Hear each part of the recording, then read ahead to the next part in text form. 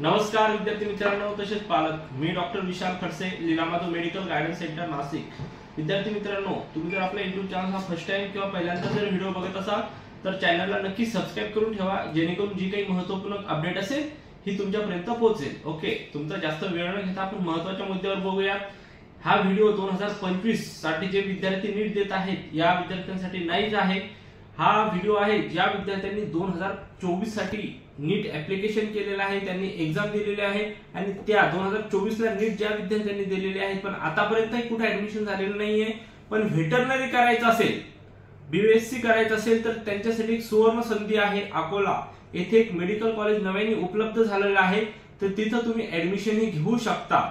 आणि ज्या विद्यार्थ्यांना खरंच व्हेटरनरी करायचं असेल तर त्यांना ऍडमिशन 110% मिळत असतं, कारण की मॅक्सिमम विद्यार्थ्यांचे ऍडमिशन ही कुठे ना कुठे झालेले आहेत आणि काहीच विद्यार्थ्यांना व्हेटरनरी करायचं असतं। ज्या विद्यार्थ्यांना व्हेटरनरी करायचं आहे अशा विद्यार्थ्यांना व्हेटरनरी मिळालेलं नसल्यामुळे त्यांनी दुसऱ्या कोर्सला कुठेतरी ऍडमिशन घेतलेलं आहे। पण ज्या विद्यार्थ्यांना व्हेटरनरीच करायचं होतं पण ऍडमिशन आतापर्यंत कुठे मिळालेलं नाही आणि ऍडमिशन घ्यायचंच आहे, पण 2024 मध्ये सुद्धा नीट तुम्ही दिलेली आहे आणि आता नीट रिपीट सुद्धा तुम्ही करत आहात। जरी तुम्ही नीट रिपीट करत आहात, जर तुम्ही जस्ट क्वालिफाय आहात 2024 च्या व्यासाठी, तरी सुद्धा तुम्ही हे ऍप्लिकेशन करू शकता, जे की कालपासून 12 तारखेपासून तर 21 तारखेपर्यंत तुम्ही ऍप्लिकेशन करू शकता आणि त्यामध्ये सुद्धा एक 3 ते 4 राऊंड होणार आहेत। त्या राऊंड थ्रू सुद्धा तुमचं ऍडमिशन होऊ शकतं। तुम्हाला कमीत कमी जरी स्कोर असला तरी सुद्धा अप्लाय करायला काही हरकत नाही, जेणेकरून जर एखाद्या वेळेस मेरिट जरी कमी जात असेल तर तुमचं ऍडमिशन मिळू शकतं। आता सर्व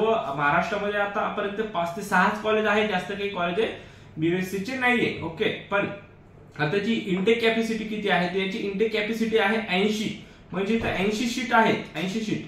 तर बऱ्याच विद्यार्थ्यांचा रात्री मला कॉल आला, सर 80 सीट आहेत, याच्यामध्ये राऊंडला किती सीट आहेत आणि कसं आहे, तर डिव्हिजन काय आहे, डिवायडेशन कसं असेल। तर यामध्ये प्रत्येक विद्यार्थ्याला एकच माझं सांगणं असेल, जो की म्हणजे एक विदर्भ म्हणायला पाहिजे आपण, वाशिम, अकोला, अमरावती, यवतमाळ, वर्धा, नागपूर या साइडचे जे काही कॉलेज आहेत, ओके, गोंदिया, भंडारा या साइडचे जे विद्यार्थी आहेत या विद्यार्थ्यांसाठी 70% म्हणजे 70 सीट जे आहे, 70 सीट ह्या राखीव आहेत। या विद्यार्थ्यांना ज्या सीटसाठी अप्लाय करता येईल यांनाच ही सीट अलॉटमेंट होऊ शकतं। आता ज्या 10 जागा आहेत या 10 जागा अदर महाराष्ट्रातील विद्यार्थ्यांसाठी आहेत, जे की राऊंड थ्रू त्यांना मिळत असतात। 70% जागा आहेत या जे काही विदर्भातले जे काही विद्यार्थी आहेत यांच्यासाठी राखीव असतील आणि 30% ज्या जागा आहेत या अदर महाराष्ट्रातले विद्यार्थी जे अदर डिस्ट्रिक्ट आहेत त्यांच्यासाठी या विद्यार्थ्यांना आहेत। जरी 70% विद्यार्थी जे अप्लाय आहेत विदर्भातल्या विद्यार्थ्यांसाठी, जे की मी डिस्ट्रिक्ट तुम्हाला सांगितलं आहे, पण हे जर विद्यार्थी तिथे जर अप्लाय करत नसतील किंवा जागा जरी खाली जात असतील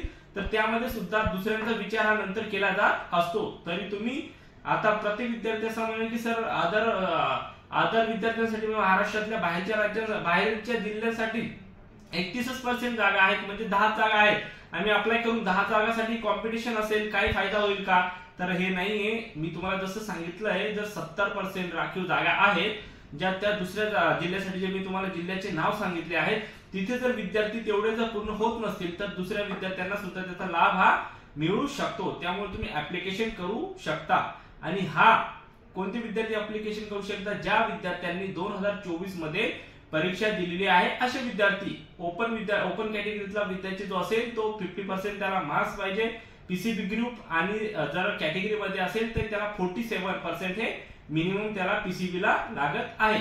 जर तुम्ही इच्छुक असाल तर ऍप्लिकेशन करा। जर तुम्हाला याबद्दल काही माहित नसेल आणि आमच्याकडून काउन्सिलिंग थ्रू ऍडमिशन तुम्हाला कन्फर्म करायचं असेल तरी खाली डिस्क्रिप्शन मध्ये सर्व डिटेल्स आहे, नंबर आहेत, आमच्या स्टाफशी कॉन्टॅक्ट करा आणि तुमची जी शीट आहे ही मार्गी आपण लावू शकतो।